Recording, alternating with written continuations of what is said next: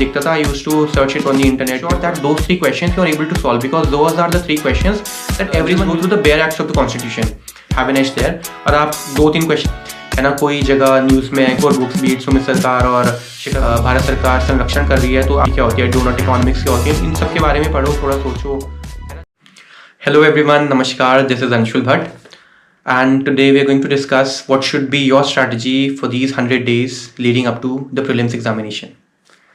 I also vividly remember the last 100 days during my examination और हम सभी लोग ये 100 days रखते हैं कि इसमें बिल्कुल थ्रू आउट हम प्रीलिम्स की प्रिपरेशन करेंगे, मेंस मोड से बाहर निकल के प्रीलिम्स मोड में घुसेंगे और प्रीलिम्स के लिए हम सभी लोग एक स्ट्रैटेजी बनाते हैं कि ये लास्ट के जो 100 दिन है उसको हमें कैसे यूटिलाइज़ करना है, हमें क्या करना है, हमको कौन कौन से सब्जेक्ट्स कितने दिन में कवर करने हैं और हम लोगों को कितने मॉक्स लगाने हैं. तो ये सब चीज़ों के बारे में will talk in this video and specially I will also be giving you some general tips how to attempt your prelims paper at the end of this video. So let's get started. First of all I think I will come to the topic of mock test. आपको कितने mock test देने चाहिए, लेकिन मुझे लगता है mock test से भी ज़्यादा इंपॉर्टेंट एक चीज़ है जो हम सभी लोग मिस कर जाते हैं, that is previous year questions. तो आपको ये देखना है, you have to make sure that you do all the previous year questions of UPSC CSC civil services examination. इससे क्या होगा, you will get a brief idea how to approach the questions in the examination hall and if possible आप ये topic wise भी कर लो एक बार and second time you do it year wise, कि आपको पता लग जाए कि पहले सालों में पिछले सालों में किस तरह से क्वेश्चन आते थे and how the trend is evolving now. And specially जो लास्ट के 3-4 साल में हमने देखा है ड्रास्टिक चेंज हुआ है प्रीलिम्स एग्जामिनेशन में, the types of questions and the difficulty of the questions. तो आप ये 3-4 जो साल के पिछले साल के क्वेश्चंस हैं आप उससे कम से कम 2 या 3 बार करें. And when you are doing that please make sure that you research on the answer and after you are done researching on the answer research on the options as well. क्योंकि हम लोग कई बार देखते हैं जो ऑप्शंस होते हैं उसमें से भी एक क्वेश्चन बनता है और उस क्वेश्चन के भी आप पोटेंशियल ऑप्शंस को रिसर्च करें तो एक ऐसे एक लूप सा बन जाता है कि ऑप्शन पे रिसर्च, उससे क्वेश्चन से आंसर, उस पर रिसर्च. तो आप देखेंगे तो एक छोटा सा इंफॉर्मेशन वेब बन जाएगा and that web will help you guess if you can say या फिर decode the answers in your actual prelims examination. ये बहुत इंपॉर्टेंट है, researching on the answer and the options of the previous year questions. And when you are done with that I would say जो इस साल और पिछले साल जो यूपीएससी ने एग्जाम्स कंडक्ट करे हैं, चाहे वो CDS हो, चाहे वो और एग्जामिनेशन जियो साइंटिस्ट का पेपर होता है, आप NDA के क्वेश्चंस भी उठा के देख सकते हैं. तो एक बार जस्ट गो थ्रू देम. आपको लगता है कोई क्वेश्चन है जो कि यूपीएससी के सिलेबस से टकरा रहा है या उसकी तरह है, तो you go through that question, try to solve it, try to answer it, research on the answer a little bit, research on the questions a little bit and you'll see a drastic improvement in your prelims marks. चाहे वो directly ना आए वो question आपके exam में, but indirectly it will definitely help you. और हम लोग देख रहे हैं कि समय के साथ साथ the difficulty is increasing, the trend is changing, the pattern is changing, everything, and I think this curiosity of yours to research the answers, research the options, to getting to know more about those questions, that will only help you in the long run. Because मैंने ये खुद देखा है, इस जो last मैंने अपना prelims दिया था उसमें मेरे काफ़ी अच्छे मार्क्स थे, कट ऑफ से काफ़ी ऊपर, तो वो इसलिए आ पाए क्योंकि आई वॉज क्यूरियस. मैं न्यूज़पेपर में कोई नया टर्म दिखता था, I use to search it on the internet. में पुरानी कोई PYQ पढ़ता था, मुझे कुछ लगता था कि अरे ये तो कुछ नया है, तो I use to research it on the internet. अगर हम GS1 की बात कर लें, जो मेंस का GS1 था उसमें फ्योर्ड्स को लेके क्वेश्चन आया था, इट्स अ ग्लेशियल लैंडफॉर्म. तो आप देखेंगे NCERT में वो दिया गया है लेकिन बहुत छोटी सी एक्सप्लेनेशन है. तो I was naturally curious about it कि कैसे दिखते होंगे, कहाँ पे होंगे. तो I went there and search it on the internet and lo and behold it was there in my GS1 question paper. तो ऐसा कई बार हो जाता है, तो just be curious, that's my tip for you. If we come to polity, तो polity की मैं बात करूँ, आप देख रहे हैं लक्ष्मीकांत से आजकल क्वेश्चन इतने नहीं आ रहे हैं. अगर 10 क्वेश्चन हो सकते हैं 3 आप लक्ष्मीकांत से सॉल्व कर लें, 7 आप ना कर पाएँ. लेकिन इसके लिए आप लक्ष्मीकांत को बिल्कुल हटा न दें. You have to make sure that those 3 questions you are able to solve because those are the 3 questions that everyone will be solving. वो 3 क्वेश्चन ऐसे होंगे जो सबको आते होंगे और उसमें 3 में से आपका एक भी क्वेश्चन गलत हो गया, you will be at a big disadvantage. So make sure that you solve all the questions correctly that are coming from Laxmikanth. अगर हम लोग लक्ष्मीकांत के बाहर जाए, मेनी बुक्स है, जस्ट DD बासु, और भी मतलब कॉन्स्टिट्यूशनल हिस्ट्री पे और कॉन्स्टिट्यूशन पे बुक्स हैं काफ़ी सारी. कमेंट्रीज हैं, ग्रैंडल ऑस्टिन की है 2 बुक्स, तो working of constitution, Indian constitution, cornerstone of nation. आप इतनी सारी बुक्स तो नहीं पढ़ सकते, तो what I would say just go through the bare acts of the constitution. तो आपने लक्ष्मीकांत पढ़ी, go through the bare acts once and twice. एक बार अंडरलाइन कर लें, दूसरी बार फिर से पढ़ लें, रिवीजन कर लें, तो इससे क्या होगा, आपका लक्ष्मीकांत भी रिवाइज हो जाएगा और बाकी चीज़ें भी आपके दिमाग में बैठती रहेंगी वो। तो जैसे ऐसे क्वेश्चन आते हैं कि is this mentioned in the constitution, तो आपके दिमाग में खनकेगा कि हाँ this is not mentioned, I read the bare acts, so you will be sure about it. तो इस तरह से आप कर सकते हैं। और कई बार आप देखेंगे काफ़ी सारी चीज़ें जो कॉन्स्टिट्यूशन में दी, बेयर एक्ट्स में दी हैं, you won't find them in Laxmikanth और अदर बुक्स, तो आप वो देख लें। तो I think polity will be sorted, and specially जो करंट अफेयर्स में चीज़ें रहती हैं पॉलिटी से रिलेटेड, आप वो ज़रूर देख लें। कोई इंपॉर्टेंट केस आया है ना, कोई नया कॉन्सेप्ट चला है, जैसे यूसीसी इज इन न्यूज़, तो आप क्या कर सकते हैं, how can you connect it with the static portion, you can think about it कि I think it is in class 12th history और some book, they talk about the constitutional debates, debates in the Constituent Assembly. तो उसमें आप देखेंगे there many members who supported this UCC in that debates and there were some members who opposed it. So एक potential question बन सकता है कि इन members ने Constituent Assembly में UCC का पुरजोर विरोध करा था या फिर इन्होंने सपोर्ट करा था, तो उस तरह से questions बनते हैं। तो you have to link the current with the static, और ये तभी होगा when you are curious, when you read about it in the internet, और आप थोड़ा नजर रखेंगे करंट अफेयर्स में, आपको कुछ लगेगा, you search it on the internet और फिर देखें कि हमने पढ़ा था इस बुक में, इसको let's go and revise it once again. तो इस तरह से आपको जोड़ना है करंट को स्टैटिक के साथ, स्टैटिक को करंट के साथ। तो पॉलिटी मुझे लगता है कि this will only help you. और जैसे हमने देखा था बहुत सारी कस्टडीज़ के बारे में बात करते हैं, न्यायिक हिरासत और जुडिशियल का जो मतलब न्यायिक हिरासत, पुलिस हिरासत, तो ये सब के बीच में आपको डिफरेंस पता होना चाहिए। You should have a basic understanding of law of the country, कि इंडिया में कौन सी लॉ प्रणाली है, एडवर्सेरियल सिस्टम है या फिर दूसरा सिस्टम है। तो थोड़ा बहुत आपको लॉ की बेसिक जानकारी होनी चाहिए। तो you can go to any of your lawyer friends, थोड़ा सा समझ लो और search it on the internet. तो this will help you a lot in the polity questions. I am moving on to another topic, that is geography. Geography I think class 11th and 12th NCERT does a great job. इसके बाहर कोई question आता है तो only I think geography optional student have an as there, और आप 2-3 question के लिए जियोग्राफी ऑप्शनल की बुक पढ़ो, आई वोंट रिकमेंड दैट। लेकिन you can give special focus to the mapping questions in geography. So what happens, अगर आप current affairs ध्यान से रखोगे तो आपके मैप्स भी सॉल्व होते रहेंगे। और आई वुड से एक बार जो बेसिक मैपिंग होती है ना, you should know that, get an atlas, go to some teacher, और the plenty of stuff available on the internet. उससे एक बार बेसिक ज्योग्राफी की मैपिंग आप सीख लो, उसके बाद फिर जो करंट अफेयर्स में चीज़ें आती हैं जस्ट कीप उसको ऐड करते रहो। कोई कंट्री न्यूज़ में है, उसके नेबरिंग स्टेट्स देख ली, उसके नेबरिंग कंट्रीज देख ली, उसके आसपास कोई सी है, कोई ओशन है, वो देख लिया, है ना। कोई जगह न्यूज़ में है, कोई रिवर न्यूज़ में है, तो उसके आसपास की जगह देख ली, उसको अपने एटलस में मार्क कर दिया। आई think this will go a long way. I think geography will be sorted with this. और बाकी आप 2 क्वेश्चंस के लिए अगर आप सविंदर सिंह और बाकी मजिद हुसैन और ये सब ज्योग्राफी ऑप्शन की बुक्स पढ़ना चाहते हैं, it is up to you, if you have time you can go through that. Coming to history, history में as I have already said, history is a vast topic. सब लोगों की अपनी books होती है जिससे वो प्रिपेयर करते हैं। मैंने मॉडर्न इंडियन हिस्ट्री के लिए बहुत सारी ही बुक्स पढ़ ली थी। I think I have read around 3-4 books, be it Sumit Sarkar और शिखर बंदोपाध्याय, एंड जो स्पेक्ट्रम सब लोग पढ़ते हैं। और एंशिएंट हिस्ट्री के लिए उपेंद्र सिंह मैंने पढ़ ली थी, मेडिवल हिस्ट्री के लिए Satish Chandra, everyone reads it. लेकिन मुझे लगता है एक टाइम के बाद ना उसका रिटर्न ऑन इन्वेस्टमेंट बहुत कम हो जाता है। तो what instead you can do, basic चीज़ें पढ़ लो which everyone is reading, so that you don't lose the edge. तो ऐसा ना हो कि सबके 3 क्वेश्चन सही हो रहे हैं, आपके 2 ही हो रहे हैं, because you didn't go through that basic source. Just do the basic source.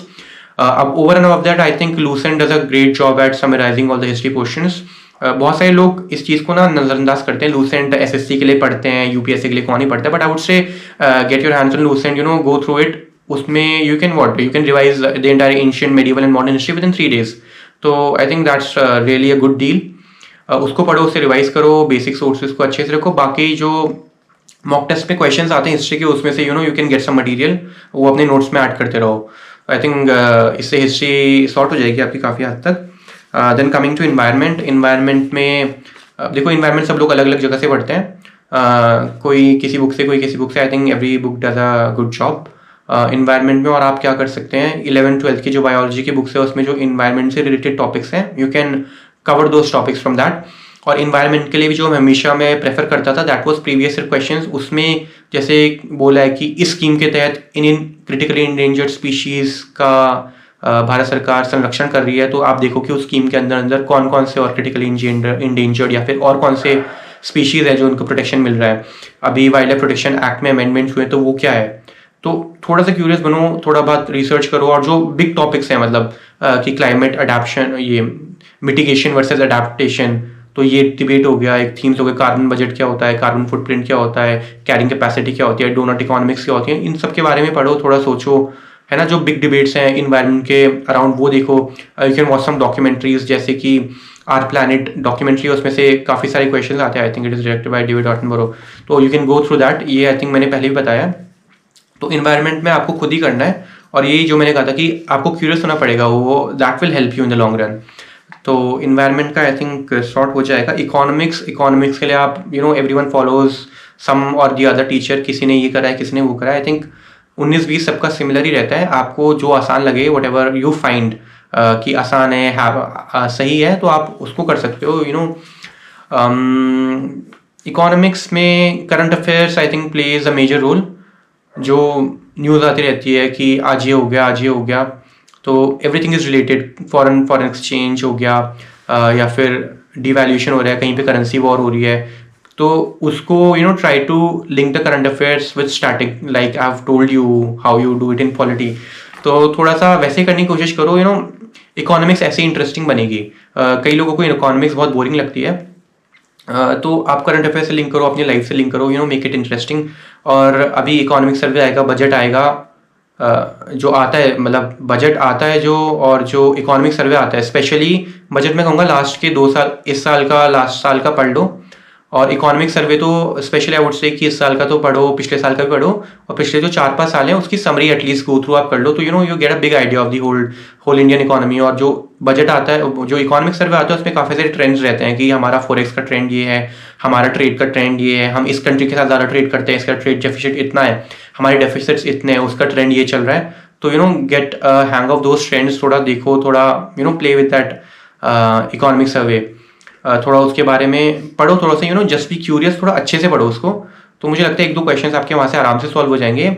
और जो सब लोग कर रहे हैं, कोई सी एक पर्टिकुलर टीचर को फॉलो कर रहे हैं, आप भी फॉलो कर रहे हो, जस्ट कीप गोइंग, और यू विल सी कि मेजर क्वेश्चंस आपके सॉल्व हो रहे हैं। बाकी वही current affairs, newspapers, economic survey और ये सब चीज़ें। If we go to science में हम देखेंगे फिजिक्स केमिस्ट्री बायोलॉजी।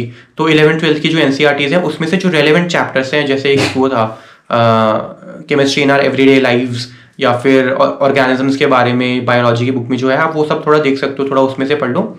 और you need to have that scientific aptitude कि you see things, you question them, आप देख रहे हो कि अरे ऐसा क्यों हो रहा है, वैसा क्यों हो रहा है। तो आप जो नॉर्मल लाइफ में देखते हो ना, if you have that scientific aptitude, आपका हो जाएगा।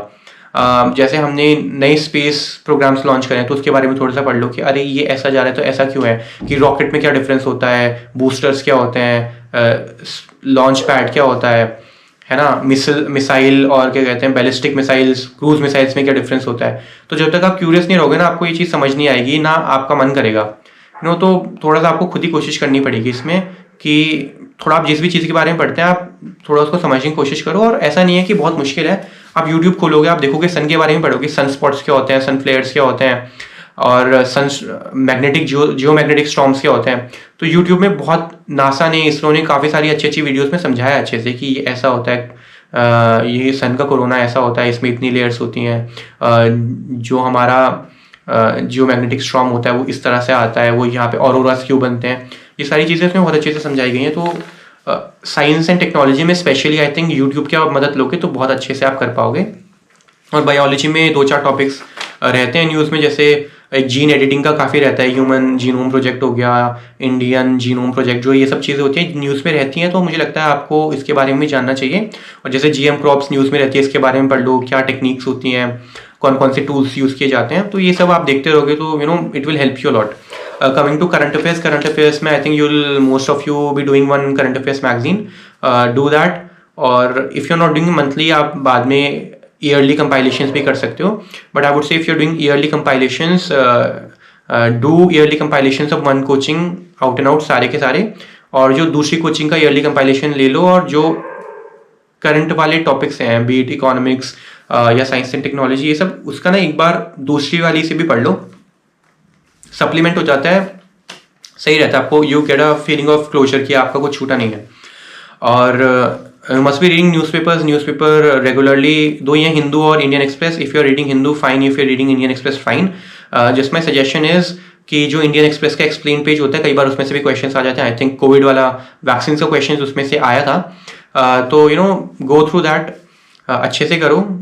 इंडियन एक्सप्रेस जो एक्सप्लेन पेज होता है उसको पढ़ लो, उसका कंपाइलेशन मिल जाता है इंटरनेट पे, उसको अच्छे से पढ़ लो। उसमें से अगर डायरेक्ट क्वेश्चंस नहीं भी आए तो इनडायरेक्ट क्वेश्चंस आते हैं and you can easily solve those questions. I think this will take care of your current affairs.